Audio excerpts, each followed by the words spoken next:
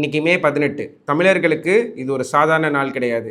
சிங்கள இராணுவம் தான் போரிட மாட்டேன் என்று செய்திருந்த ஒப்பந்தத்தை மீறி முள்ளிவாய்க்கால் எனும் பகுதியில் பல ஆயிரக்கணக்கான தமிழ் மக்களை கொன்று குவித்த நாள் இன்று.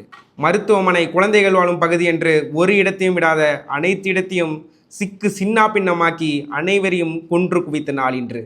இதை நினைக்கும் போது வேதனையும் ஆக்ரோஷமும் பொங்கி எழுந்து வந்தாலும் அதை நாம் ஆக்கப்பூர்வமாக செயல்படுத்தினால் மட்டுமே நமக்கான நீதி ஒரு நாள் நம்மை வந்து சேரும். ஆக்ரோஷத்தால் சும்மா கத்துவதும் புலம்புவதும் நம் கோபத்தை தணிக்க வேண்டுமென்றால் உதவுமே தவிர நியாயத்தை அடைய ஒருபோதும் உதவாது. இந்த மோசமான உலகில் ஜெயித்தவன் எழுதுவதே வரலாறு.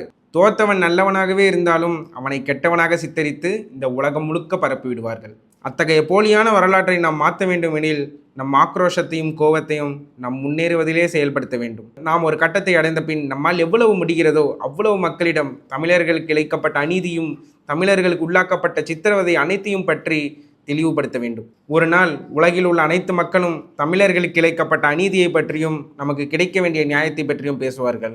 அந்த நாள் வெகு தூரத்தில் இல்லை என்று நம்புவோம். நன்றி.